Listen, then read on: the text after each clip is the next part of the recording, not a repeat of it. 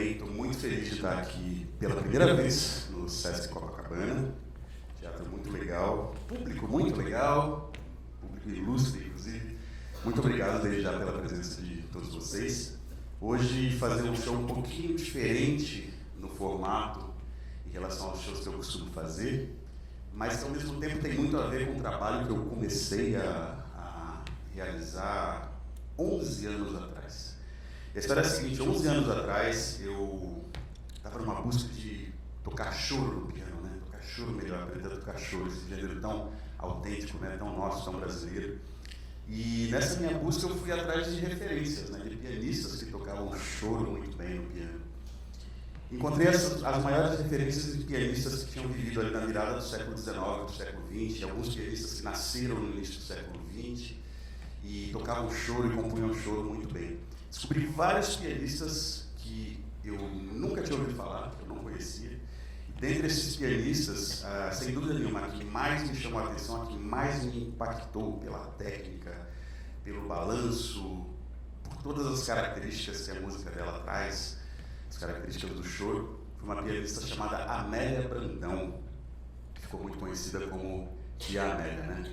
E 11 anos atrás, eu pensava que a história que eu ia contar aqui hoje seria de uma pianista que eu conheci, que aprendi as músicas, que aprendi a técnica e só. Mas a história foi desenvolvendo, fui me apaixonando cada vez mais pela história, não só da vida, não só da obra, mas também da vida dessa grande pianista e compositora brasileira. Em 2020 eu gravei um disco chamado Tia Amélia para Sempre, e acabou sendo um trabalho de resgate que resultou em muitos outros bons frutos. A música da Tia Amélia voltou a ser emanada pelo mundo, festivais de música em homenagem à Tia Amélia, o Instituto Tia Amélia, que existe hoje em dia lá em Recife, né? E até então ela estava completamente esquecida. Mas de todos esses frutos, eu acho que o mais importante, que era uma história do Brasil que ainda não tinha sido contada, né? Uma parte da história do Brasil que ainda não tinha sido contada, foi a biografia da Tia Amélia, que foi escrita pela Jeane de Castro, né? Vamos falar, então, fazer esse show hoje nesse formato, que a gente vai contar a história da vida da Tia Amélia e também tocar as músicas. Antes de falar dessas duas primeiras músicas, eu toquei primeiro Jaboatão, que é o nome da cidade que a Tia Amélia nasceu, diferente de Chiquinha Gonzaga e Nelson Nazaré, que nasceram aqui no Rio de Janeiro, Zequinha de Abreu, né, Eduardo Souto, que nasceram em São Paulo. A Tia Amélia nasceu no interior de Pernambuco, numa cidade chamada Jaboatão dos Guararapes, e ela fez essa primeira música em homenagem à cidade que ela nasceu, por isso o nome Jaboatão. E a segunda música é um frevo chamado Do Passo, também composição de Tia Amélia, e como boa pernambucana ela não poderia deixar de compor frevos, né? Então a segunda música foi Do Passo. Bom, mas para continuar agora, não sou eu que vou contar a história da vida da Tia Amélia, mas sim a Jeane de Castro, a própria biógrafa. Então eu queria chamar a Jeane ao palco agora. Uma salva de palmas para ela.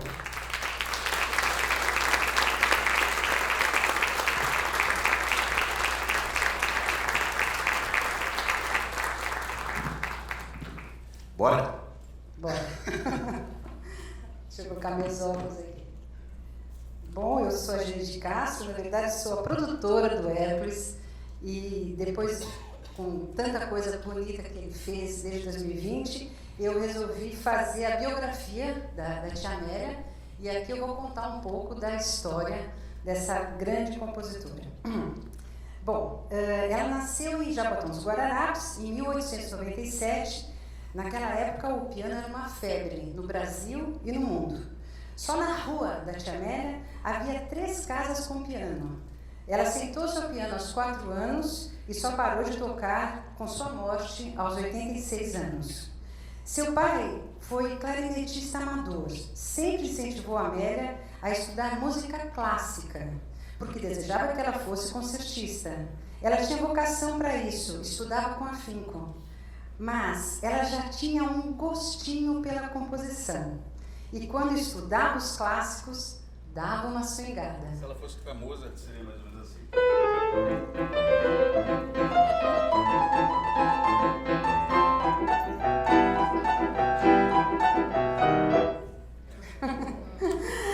Aos 12 anos, a Amélia surpreende o pai com uma composição. E chama a composição de Gratidão, e dedicou a grande obra a seus pais.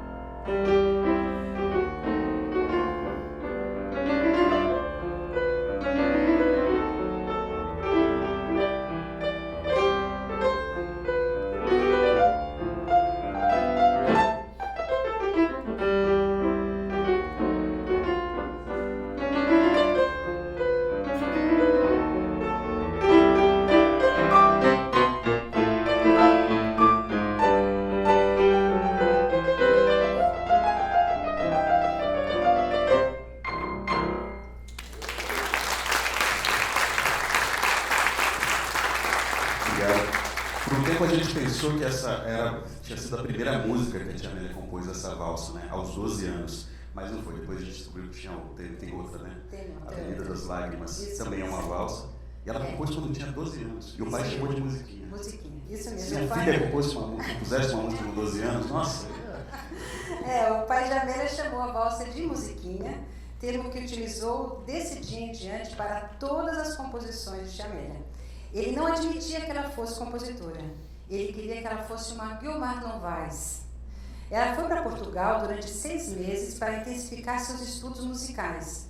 O único compositor brasileiro popular que seu pai autorizava que ela tocasse era Ernesto Nazaré. Então tá, vamos tocar Ernesto Nazaré. Então, de Ernesto Nazaré, que foi um compositor que teve muita influência na vida da Tia Amélia, Odeon.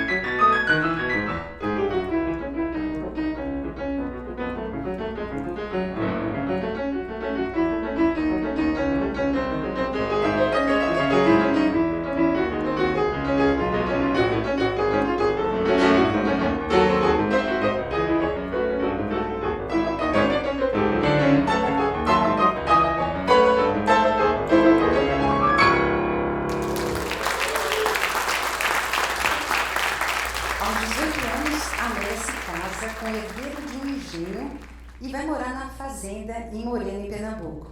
Casamento arranjado, como era de costume. Teve 3 filhos, Clóvis, Silene e Dirceu. Mas Amélia não se adaptava, ou melhor, não suportava nem a vida do engenho e muito menos o casamento. Até que em 1922, com 25 anos, abandonou o casamento e foi para Recife, levando seus 3 filhos. Chegando lá, disse a todos que tinha ficado viúva.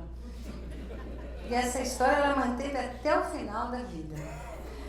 Em Recife, se transformou em profissional de música.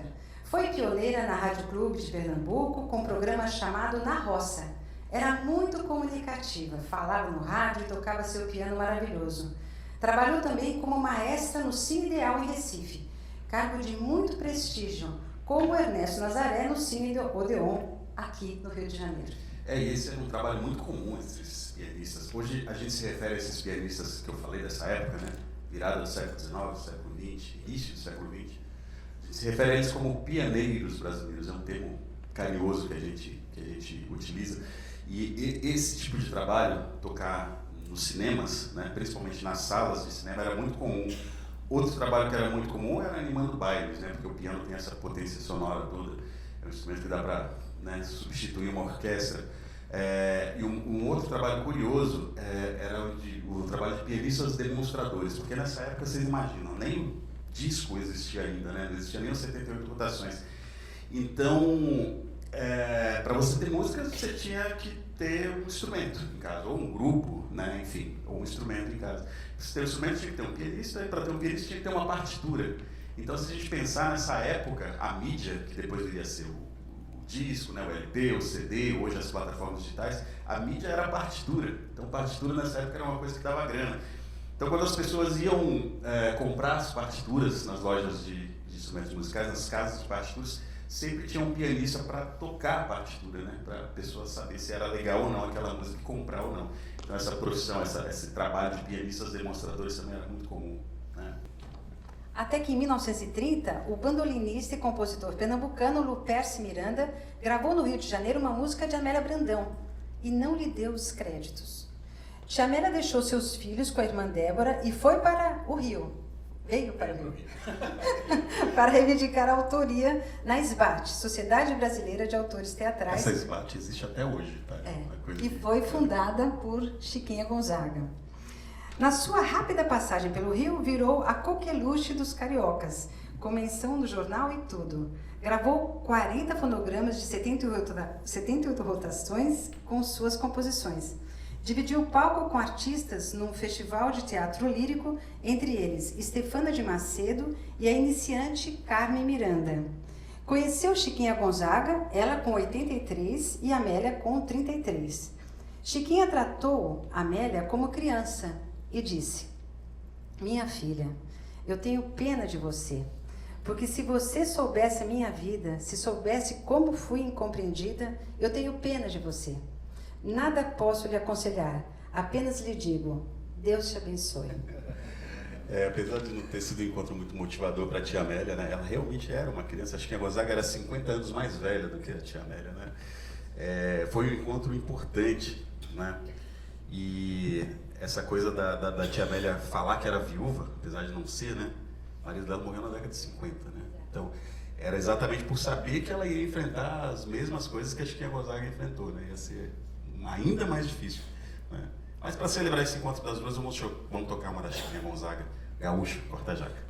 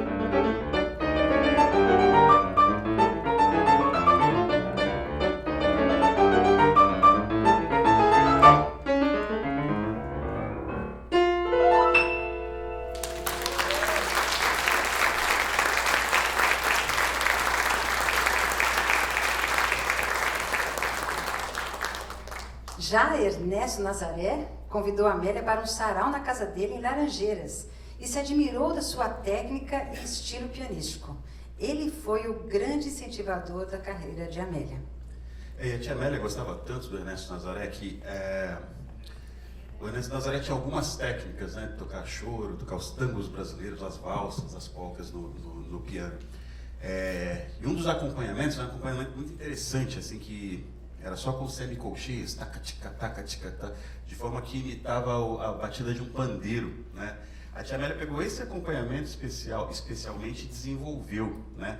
Então isso é muito característico. Quando a gente ouve uma gravação da tia Amélia, depois que a gente conhece, é inconfundível, né? Você sabe que é a tia Amélia que está tocando. Então esse acompanhamento era um acompanhamento que, ao mesmo tempo que imitava uma batida do pandeiro,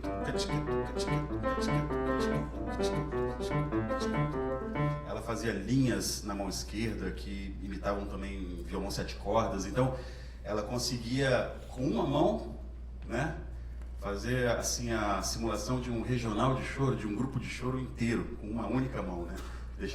Que tornava assim, o estilo dela muito virtuosístico e peculiar. Então, se ela fosse tocar uma música do Ernesto Nazaré, uma conhecida, por exemplo, Brejeiro, ela tocaria assim.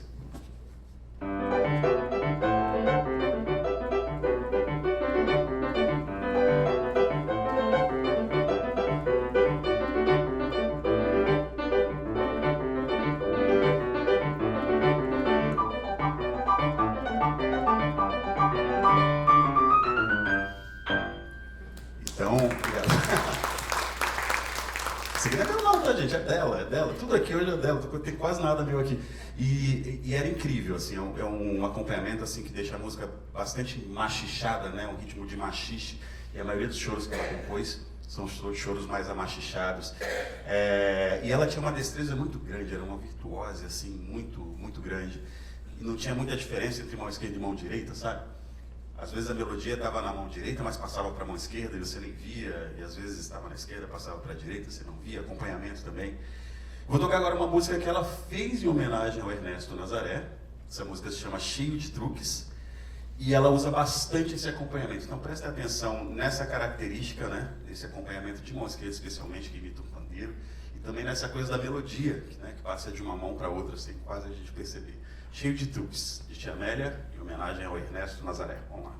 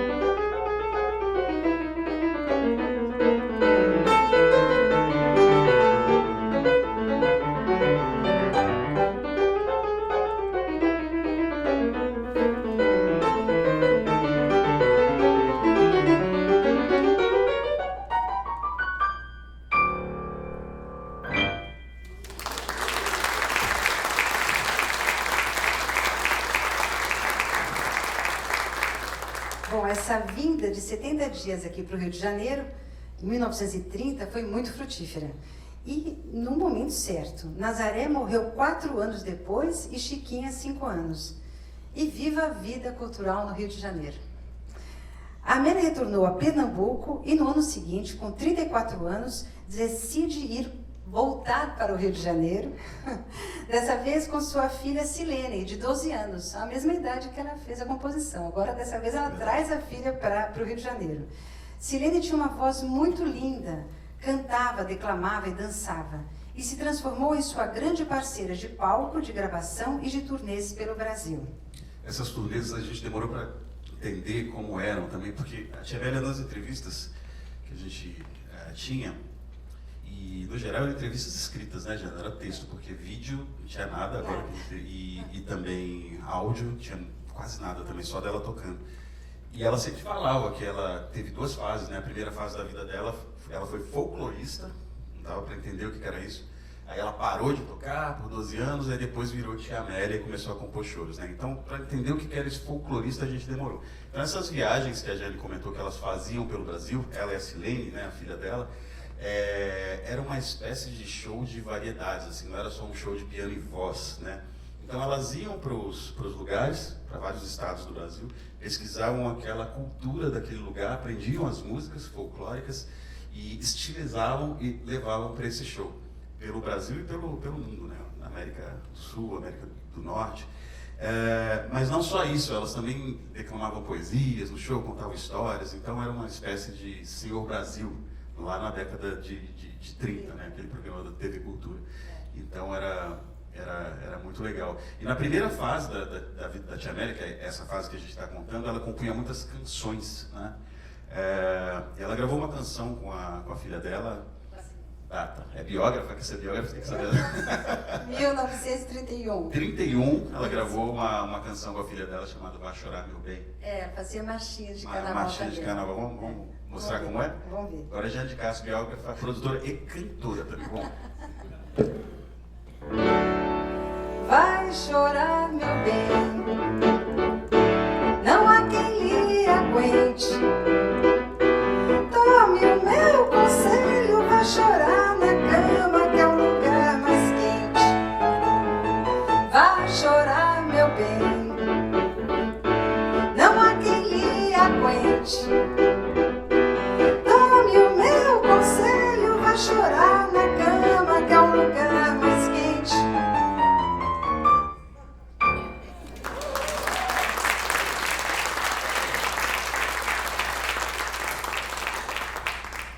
Até que em Teresina, no Piauí, Tia Amélia se apresentou para o então presidente Getúlio Vargas, tocando uma música folclórica gaúcha com estilizações. Getúlio ficou arrebatado e perguntou como poderia ajudar em sua carreira. Amélia revelou para Getúlio seu sonho de percorrer países das 3 Américas. Getúlio concedeu somente uma carta de recomendação, o suficiente para ela encarar o desafio de pôr o pé na estrada, atravessar rios, oceanos e a Cordilheira dos Andes. Essa viagem com a filha durou quase 5 anos, de 1934 a 1938, no período de entreguerras. Elas foram para Bolívia, Chile, Colômbia, Peru, Venezuela, Equador, Panamá, República Dominicana, Haiti, Cuba, Antilhas de Curaçao, Aruba, Porto Rico, México e nos Estados Unidos, nas cidades de New Orleans e Nova York. E elas fizeram isso, não tinha, a gente pensava que ela tivesse recebido um patrocínio do Itamaraty, né? Isso. Como eu já viajei algumas vezes, assim, não, elas tinham só uma carta de recomendação do Getúlio Vargas. Exatamente. E foram descolando as gigs, foram conseguindo os trabalhos, foram conseguindo o show, né? Como isso, né?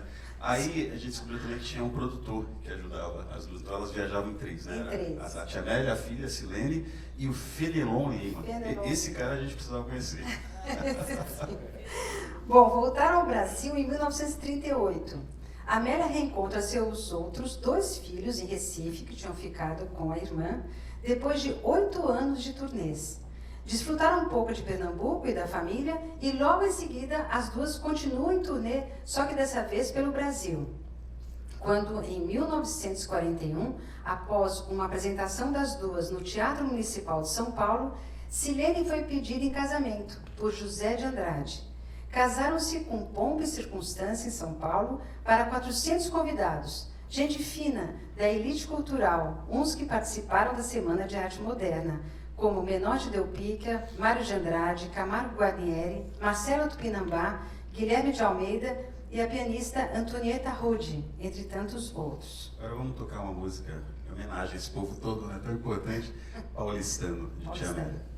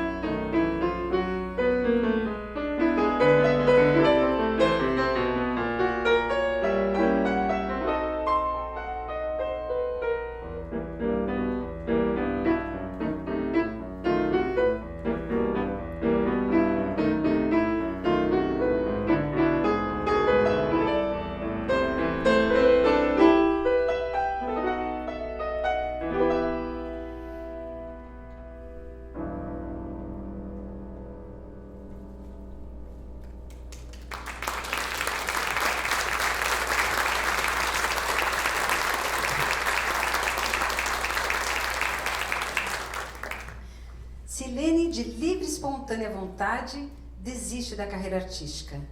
Isso desnorteou Tia Amélia, a ponto de Tia Amélia abandonar os palcos também por 12 anos. Nesse período de resguardo, Amélia se dedicou à composição, especialmente a valsas e choros, onde ela podia criar sozinha. Somente ela e 88 teclas de seu piano solo. A música instrumental lhe seduziu. O roteiro aqui eu me perdi, gente. É? Ah, é? Então, nesses 12 anos, o cara se perde com o roteiro na frente. Então, como a gente estava falando, a Tia Amélia parou de tocar por 12 anos depois que a filha casou, e maior parte desse período, eles moraram em Goiânia, né? E aí, teve uma época que passou por lá uma caravana cultural, né? Com vários artistas, dentre eles Ari Barroso e Carmélia Alves, a rainha do Baião, né?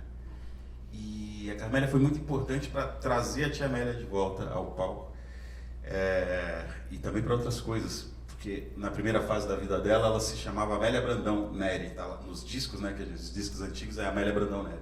A Carmélia chegou para ela, ficou fascinada com a Tia Amélia tocando piano e falou: não, você tem que voltar aos palcos, você não pode ficar parada. Primeira coisa que a gente tem que fazer é mudar esse nome artístico, tá muito grande, não tá legal, então de Amélia Brandão Neri, vamos trocar para Tia Amélia. E aí que nasceu a Tia Amélia, que a gente conhece hoje, compositora de choros e tal. E a Carmélia também incentivou a Tia Amélia a vir para o Rio de Janeiro, né? Novamente, né? Bom, ela batizou e trouxe para o Rio de Janeiro, que isso foi muito importante para a carreira da Tia Amélia.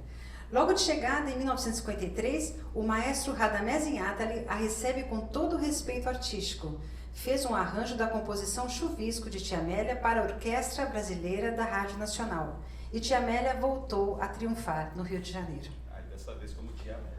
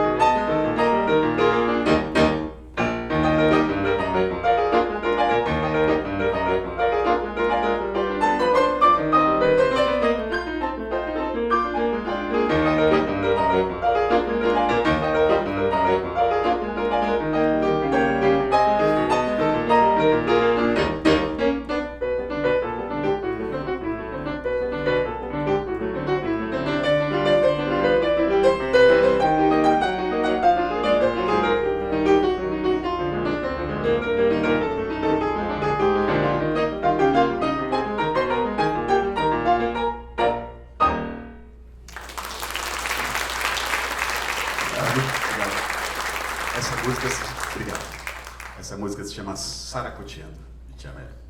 O primeiro lugar que Tia Amélia se apresentou foi o Clube da Chave, lugar boêmio, como Tia Amélia gostava, muito bem visitado por artistas como Dolores Duran, João Donato, Vinícius de Moraes, Ari Barroso, Tom Jobim, entre tantos.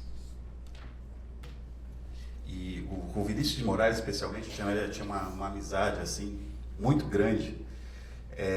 E o Vinícius, ela não tinha muito talento para colocar nome em músicas, e ela assumia isso, não sei colocar nome em música. Tanto que tem um disco dela, o disco que ficou mais famoso, chama Velhas Estampas, né? Tem vários bordões ao ar aí no passo, e tem um nona música lá sem nome. Ela não colocou o nome, ficou sem nome, o nome da música. E o Vinícius de Moraes colocou nome em algumas músicas dela, e a que ficou mais conhecida é a Bordões ao Luar. Esse título foi dado pelo Vinícius de Moraes. Vamos ouvir.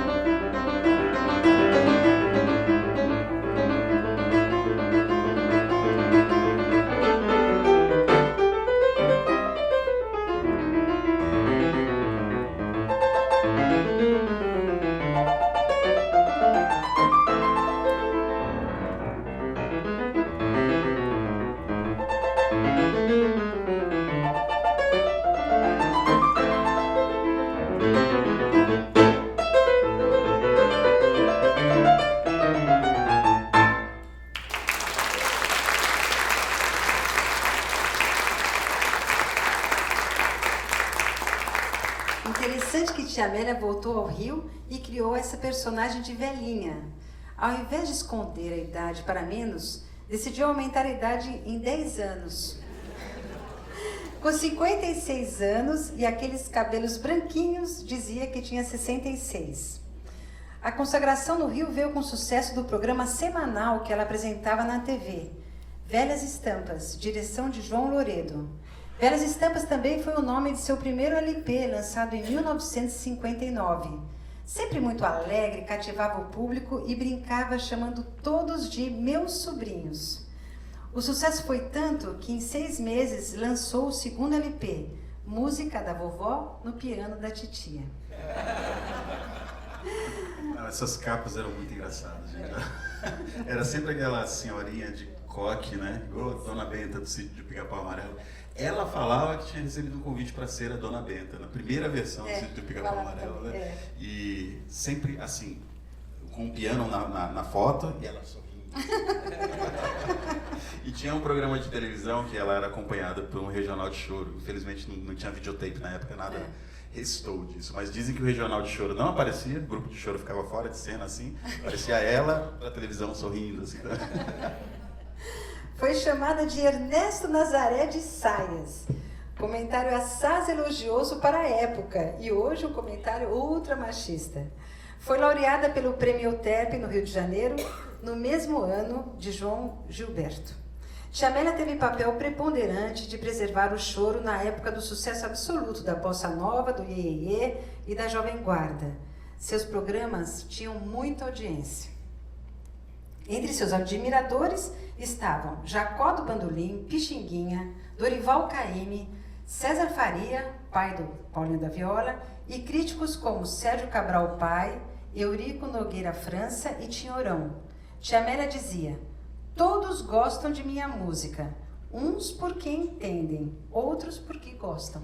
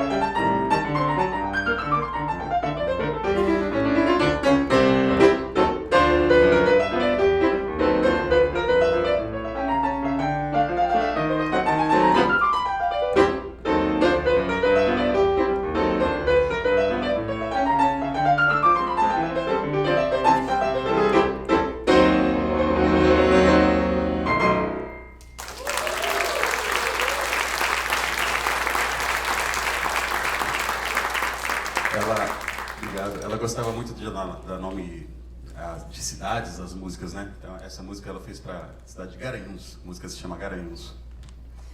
Bom, seu programa foi para a TV Tupi Rio, com o nome Tia Amélia e seu piano antigo, do mesmo diretor João Loredo. Ao todo foram 10 anos de programa semanal, de 1958 a 1968, e 4 LPs gravados. E quando eu comecei essa história, né, quando eu descobri a Tia Amélia em gravações, eu comecei a tirar as músicas de ouvido, porque não tinha partitura, até hoje não tem as que eu escrevi. Mas eu comecei a tirar músicas de ouvido, aprendi as músicas, gravava um vídeo e colocava lá no Facebook, colocava no YouTube. E no campo de comentários sempre tinha um comentário de alguma pessoa que dizia: nossa, Tia Amélia, quanto tempo eu não ouvia falar nela? Eu lembro dela nos programas de televisão, quando eu era criança, né? Então, as pessoas, até hoje, muitas pessoas têm essa lembrança muito afetiva da Tia Amélia. Quando eu fui gravar o disco Tia Amélia para Sempre, eu fiz questão de gravar uma música chamada Saudades Suas, uma música muito bonita, para homenagear todo mundo que tem saudade da Tia Amélia.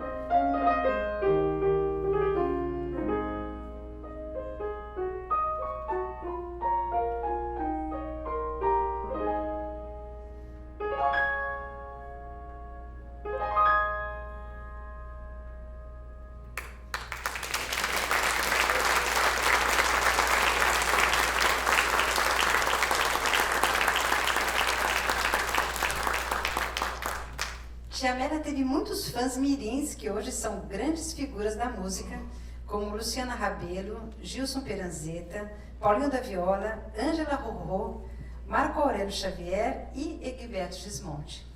O Egberto Gismonti fez aquela música Sete Anéis para Tia Amélia. Sete Anéis é aquela que é assim.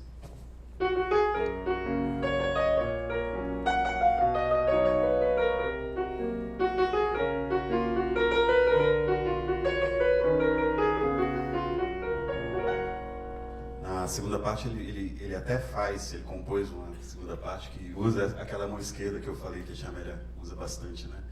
E ele fez em homenagem à Tia Amélia. E tem todos esses artistas aí, tem o Hércules Gomes também que se influenciou com a Tia Amélia. E não é só o Humberto Gismonte que fez música para a Tia Amélia, não, eu também fiz.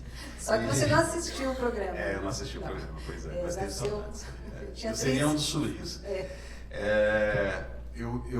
Depois de, como eu falei, não tinha muitas partituras, não tem até hoje partituras editadas assim que sobreviveram aí ao longo da história, partituras de composições da Tia Amélia, né? Mas eu acabei escrevendo muitas, né? Escrevi 30 partituras, disponibilizei na internet. E depois de escrever essas 30 partituras, eu aprendi muitas coisas, né? Eu vi muitos ali aspectos em comum da técnica pianística dela, né? Eu resolvi fazer alguns estudos, né, em homenagem à Tia Amélia, utilizando dessa técnica pianística dela. E eu compus os três estudos de choro em moto contínuo. Vamos ouvir, gente? Vamos lá. Posso tocar os três? Eles são curtinhos, vou emendar um no outro, vamos lá.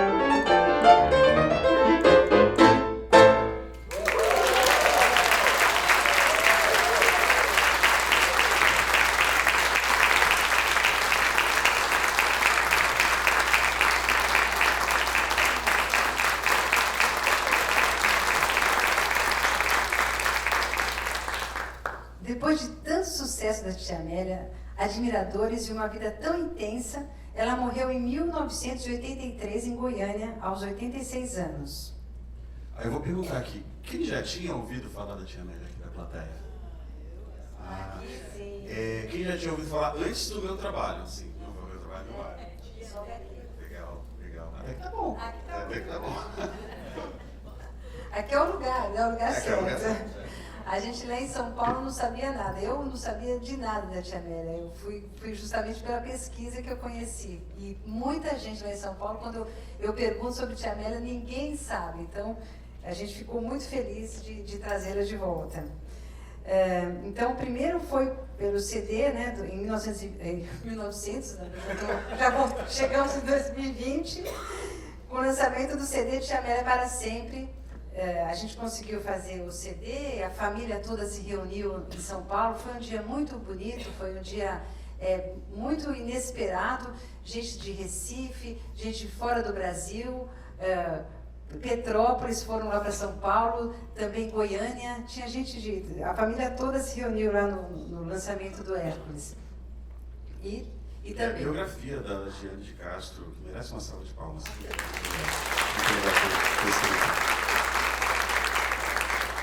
Mas eu não contei tudo aqui, viu, gente? O livro tem mais detalhes do que... Na verdade, o show é uma desculpa, ela veio vender livro. Ela está sendo usado aqui para aquela venda os livros dela, né? Então tem livro para vender.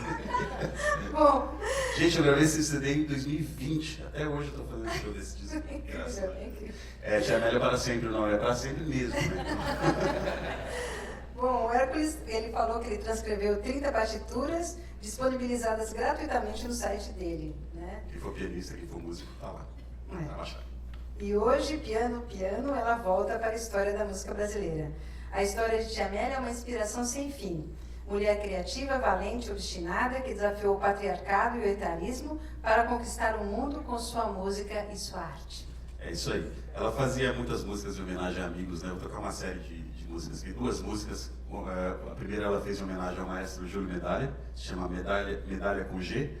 E a segunda ela fez para o filho de uma grande pianista brasileira, que era goiana, que era a Belkis Carneiro de Mendonça. Quando o filho da Belkis nasceu, o Bruno, ela fez Sorriso de Bruno. Então, Medalha com G e Sorriso de Bruno.